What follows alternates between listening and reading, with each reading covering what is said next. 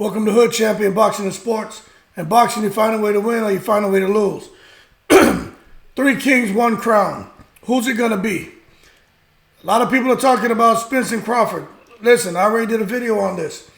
Every couple of weeks, probably every week, I'm going to do a video about where we are as far as Spence and Crawford. So far, nothing. Just these two guys going back and forth. And that's it. And that's about all you're going to get out of it, people. Stop hoping for the fight to happen. It's not. And there's a reason for that. You got somebody named Al Haymon. Al Haymon, he doesn't want that fight to happen. And there's a reason. There's a reason why a lot of promoters don't want their fighters to fight other champions or other champions and then non-champions. Why they don't want to take risky fights when they have somebody in-house who has a belt or 2 or 3 belts. Case in point, look at Eddie Hearn. Eddie Hearn right now is floundering because he had a champion, a unified champion in the heavyweight division. I think some of y'all know who I'm talking about. Had a unified heavyweight champion. Went up there and banged with somebody who was a risky opponent. They knew it was a high risk, but the reward would have been very high if he clipped him. And it didn't work out so well, did it? Now he's here, in a state of panic, cold blue, break glass in case of emergency, the sky is falling type situation and energy, hoping that his man can get back in this extremely dangerous fight and win back those belts. Probably not gonna happen. I actually got my money on Usyk. I think if Joshua fights smart, he wins that fight, but it just don't seem like he's all there. Bouncing around too much, too many trainers, traveling, trying to sort out his team. Now he has a trainer, he's moving forward, but he just doesn't see there. And they made that situation. I think Eddie Hearn creates unnecessary stress for AJ because Eddie Hearn's whole thing is money. Money, money, money, money. And Anthony Joshua's focus was on money a whole lot, and now he's focusing on just trying to essentially save his career. So you look at what Eddie Hearn has gone through with taking a champion, in the heavyweight champion that he had in his stable, who was unified and was one step away from becoming undisputed, and he lost it all. So now you think about Al Haymon, okay? He had Keith Thurman, he had Danny Garcia. Between those two, I think there were 3 belts circulating. And Terrence Crawford came and snatched up a belt, but he was with Top Rank. So within Al Haymon and PBC, they had the majority of the belts, and he had a lot of leverage going into fights. And that meant a lot of money for Al Haymon and his promotional company. But why in the world, okay, that's why we saw so much activity. I'm going to get to the why in the world in a second. That's why we saw so much activity in recent years in the welterweight division because of PBC, because of Al Haymon. Because the belts were there, so there was a lot of fights to be made. They got a strong welterweight roster. And all those belts, they were able to make all these fights. And Bud Crawford was there, kind of alienated, ostracized, kind of, long handle spooning him, And he just wasn't getting any opportunities. A little bit of Al Haymon, his strategy to keep things in-house because he could. And then you got to blame Top Rank as well for their stubbornness. And then Bud Crawford now, you can't really fault Bud Crawford because I don't think he really understood the disadvantages that he was enduring because of how Top Rank was mishandling him, and also because he wasn't with the promotional company that had a strong stable of top welterweights. Everybody was over at Al Haymon. So I said all that to come back to this right here, right? The why not. The why, right? Why would Al Haymon take Errol Spence now, who has 3 belts, and go and risk him losing 3 belts for one of his welterweights under his promotional company, to Terrence Crawford, who signed. Who knows what Terrence Crawford is doing? But let's just say he's somewhere else. Okay? Let me say, Al Haymon does not want to lose those belts. He's been controlling the welterweight division. I mean, so many different divisions, right? You look at what's going on at 154. Okay? Some of the and even with, having, Andy Ruiz and then having Deontay Wilder, he's used to having hardware. And now you think he's going to risk? The heavyweight stuff is out of here now. Jamel may come on and do something magnificent, but it's him and Castano. Al Haymon doesn't care. That stays in-house. But when it comes to Errol Spence, Al Haymon cares. He doesn't want to lose those belts. He loses those belts, he loses all the leverage. What's the sense in having all of his guys fighting each other if they're not fighting for belts? You understand? What, everybody going to chase after Terrence Crawford? One man with all the belts. What does everybody else do? Fight for the regular this, the interim this? Nobody wants that crap. So that's where I think Al Haymon stands on that. And that's why I'm telling you, y'all get over it. It's not going to happen. But there's always a hope, right? There's always a hope. That's what Keith Thurman. Come down, Keith Thurman. That's what he's in the play. Trust me. Keith Thurman is gonna slip in the cracks and get a fight. As much as Spence says he'll never fight him. Keith Thurman never uttered my name. And Spence is, he's a little bitter and sour, man. He need to get over that. But Spence is gonna have to do something. Spence don't call no damn shots. If Al Haymon put that thumb on his neck, nope, this is the fight we need. Because if Spence doesn't fight Thurman, and he doesn't fight Bud, because Al Haymon doesn't want that to happen, I'm telling you, Al Haymon doesn't want that to happen. Who's Spence gonna fight? Who's he gonna fight?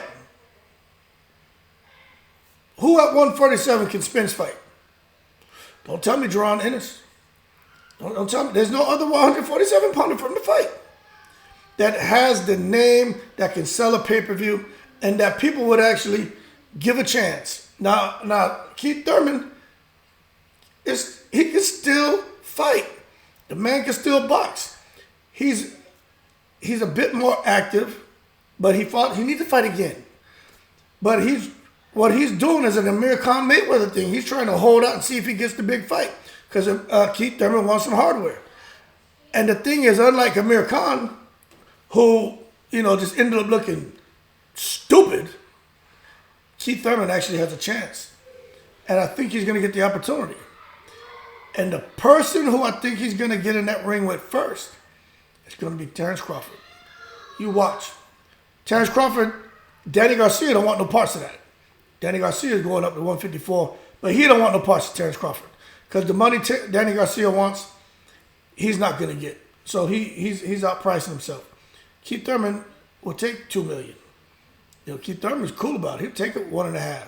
Keith Thurman knows he don't have those belts. Keith Thurman is a cool dude, man. He's real sensible, very intelligent. He understands boxing, and he understands his position. He lost. He understands. Keith Thurman, that's why I like Keith Thurman. He's not foolish. He knows he's been inactive. He knows he hasn't looked great in the ring. So he's looking for an opportunity for his get back. I just don't think he's going to get against Crawford. Crawford is deadly. But Keith Thurman will be the easiest fight to make. Plus, that gives Al Haymon a chance to get that last belt back over to his promotional company. And then you're going to see Spence versus Thurman for that last belt, if Thurman is able to beat Crawford. But I doubt it. But nevertheless, if Thurman fights Crawford and loses, then it's going to be a Pacquiao Mayweather, and it's going to be years before we see that fight. I'm telling you, Crawford wants it. He's talking like he wants it. Spence is talking like he wants it, okay? But Al Haymon doesn't want it. I'll tell you that right now. The fighter can say what they want. I'm my own boss. I make my own decisions. I make the fights I want. You don't do anything. You listen to Al Haymon. He's your daddy. Shut up. You understand? Even Deontay Wilder and I think Floyd Mayweather had a lot of flexibility. I think out of everyone, Because they all talk the Floyd Mayweather talk. I'm my own boss. I pick and choose. Even Canelo has a lot. He and Mayweather are the only two that really like kind of call their own shots. They go and tell people this is what it's going to be. And yeah, they may be under a promoter. They may be signed to a 2 or 3 fight deal. And there's some things that may be out of their control. But once they come into that meeting room, they're not sitting back like listening to what they have to say. No, they're coming in, this is what I want. Can you do it? Once there's like, well, let's have a discussion. They out of there. So they've earned Mayweather earned that position and Canelo earned that position. Spence, Crawford, I ain't gonna be talking about Thurman right now. Spence and Crawford haven't earned that. They haven't done anything. Yeah, they're great fighters. They're great fighters, but they haven't done anything. Mayweather fought all those champions. You know in the world you can put any of these three in the same conversation with Mayweather. Y'all need to stop that, man. Mayweather got busy over his career. You can say what you want about that guy. You can't put these guys in there. They still have work to do. They have work to do. Terrence Crawford, his career suffered the most. He, at his age and how long he's been pro, and his one and a half fights, one fight every damn near 24 months, it's just bad. Terrence Crawford should have had a lot more fights and clipped a lot more champions. But it is what it is. And yeah, I understand what he did at 140. But you can't put him in that conversation with Mayweather. They're not calling no damn shots. You can't put Spence in there. He ain't calling no damn shots. They have a voice, but they're not calling no damn shots. Keith Thurman, he definitely ain't calling no shots. But out of these two, Keith is the most sensible one. That's the difference. Keith is down to earth. He gets it. But he knows once he gets back into a position to fight for those belts, if he ever does, and he wins, then it's a little bit different. So all that being said, try to set your emotions aside.